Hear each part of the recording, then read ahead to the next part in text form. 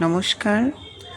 অনেক দিন ধরে আমার শরীর অসুস্থ থাকার কারণে আমি আমার ঘরটা ভালোভাবে গোছাতে পারছিলাম না। তাই আজকে আপনাদের কাছে তুলে ধরলাম কিভাবে আমি আমার ঘর ডেকোরেশন করলাম এবং এই অগোছালো ঘরটাকে সুন্দরভাবে একটা রূপরেখা দিচ্ছি। তাই দেখতে থাকুন এবং পাশে থাকুন আমার।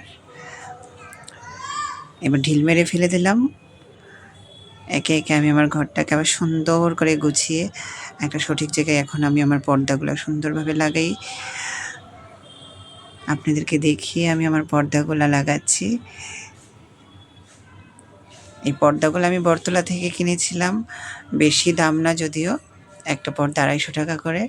তাই আপনারা যদি এরকম ধরনের পর্দা কিনতে চান তাহলে সোজা চলে যাবেন বটতলা মার্কেটে, সেখানে অ্যাভেলেবেল পেয়ে যাবেন।